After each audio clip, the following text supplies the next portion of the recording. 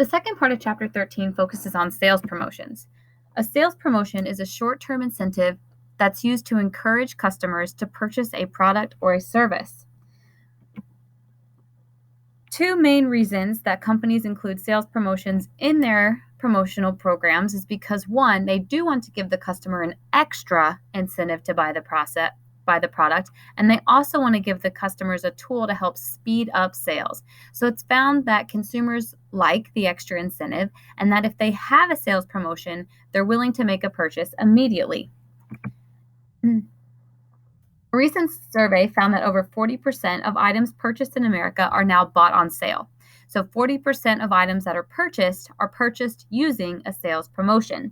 That stat becomes interesting when we compare it to the fact that only 10% of items were bought on sale in the late 1990s. It seems like today, advertisers are basically required to include sales promotions into their plans because consumers expect sales promotions. Amazon is driving consumers to shop for the lowest prices all the time. And off-price retailers like TJ Maxx and HomeGoods are selling their products on deals alone. And so consumers feel that they should always be offered a sales promotion. We're going to talk specifically today about consumer-oriented sales promotions. Consumer-oriented sales promotions are directed at the end purchaser or user of the product or service. And there are a couple of objectives that come with using consumer-oriented sales promotions. The first is that using consumer-oriented sales promotions can help a company help customers obtain trial and repeat purchases. Most products that are new to the market fail in the first year they're on the market. And a lot of that failure relates to the product not having the promotional support it needs to induce trial and purchase. If a company gives a consumer a sales promotion, they might be more apt to try the product or purchase it a second time. Another objective of consumer-oriented sales promotions is that they do enhance the overall integrated marketing communications plan. So your marketing plan can be greatly enhanced if you're including sales promotions that help you generate short-term sales. And finally, sales promotions work really well for building brand equity. Consumers like receiving a deal. They like receiving an offer. And so therefore, they're going to feel strongly about your brand in a positive way if you're offering them sales promotions. One thing to keep in mind is that even though sales promotions are generally used to meet short-term goals, it's important for marketers to think about long-term goals as well. And that goes back to building relationships with the customers. We're going to talk today about a couple of different sales promotion tools, and we're going to start by talking about sampling.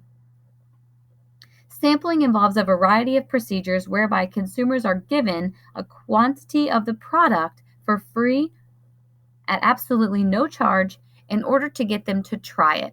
And it's been shown that sampling is the most effective way to generate trial of a new product. Sampling is a very expensive sales promotion because companies are literally giving their product away for free. And so when you're thinking about what types of products are best used in a sampling format, a lot of times new products are used. And a lot of time it's products that can be easily divisible. So you might get a sample of a chip because you can open one bag of chips and give one chip to lots of customers, right? So they have to be easily divisible. But when you think about companies and retailers that use sampling, it's a lot of food retailers, healthcare items, cosmetics. Those products are very easy to be given out in a sample format. Now let's talk about some common methods of sampling. The most common method of sampling is in-store, and this usually consists of a demonstration, and you will have a sales associate actually distributing samples of the product to you, and we see this most commonly in food retailers. Samples can also be given out on packages, and so we see this a lot with cosmetics or beauty products where you will buy a bottle of shampoo and see a sample of conditioner attached to that product, or you'll buy a bottle of sunscreen and it'll have a tube of chapstick attached to it, so you can do on-package sampling.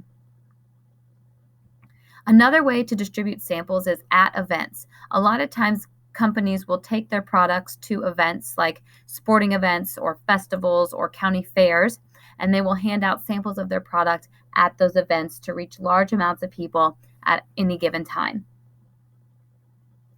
So I want you to think about other ways that companies deliver samples to their customers, because there are many other methods. And so think about a few of those, and we'll talk about them when we get back together next week.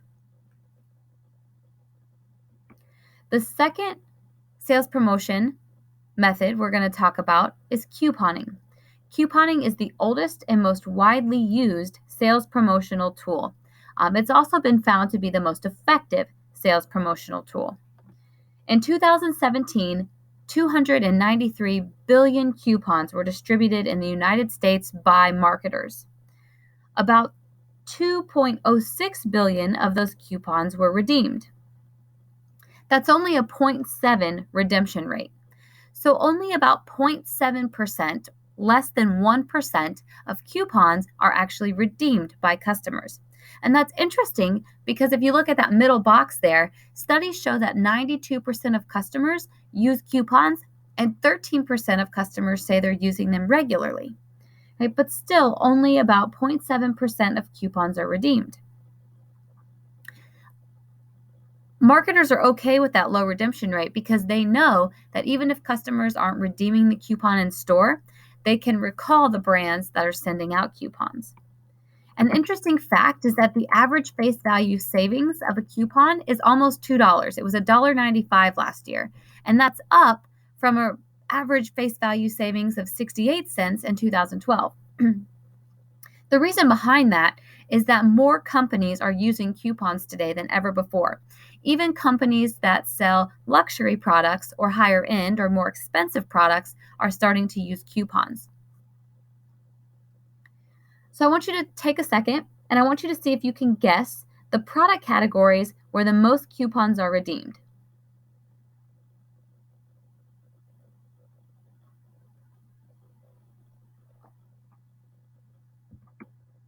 If you guessed diapers, cereal, laundry detergent, or deodorant, you would be correct.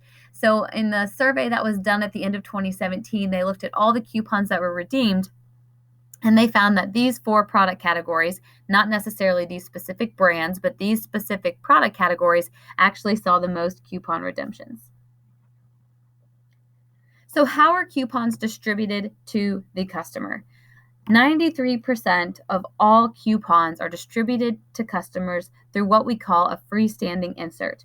A freestanding insert is a 4-color, multi-page printed advertising booklet, and it's often delivered to the customers through mailing channels. So you'll get these in your mailbox, and they often come with a newspaper.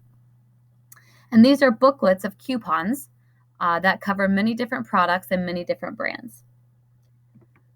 Coupons are also distributed through direct mail, so you might get a postcard that has a coupon on them. You might get a coupon that's actually printed in the newspaper or a magazine. Or you could possibly get a coupon through email or a digital method.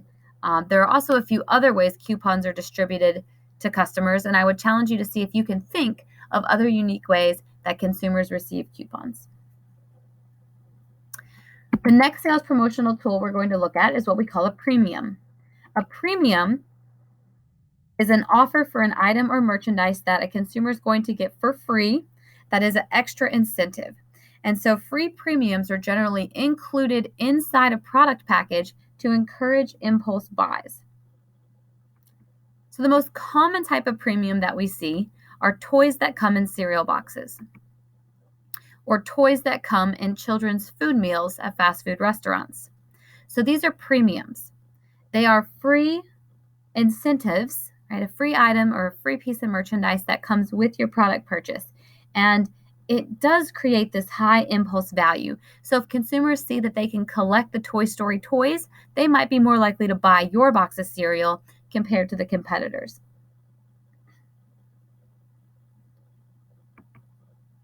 Another type of sales promotion would be a contest or a sweepstakes that's hosted by the company. A lot of consumers use the term contest and sweepstakes interchangeably, but they're actually 2 very different sales promotion tools. So let's talk about a contest first and what makes a contest unique.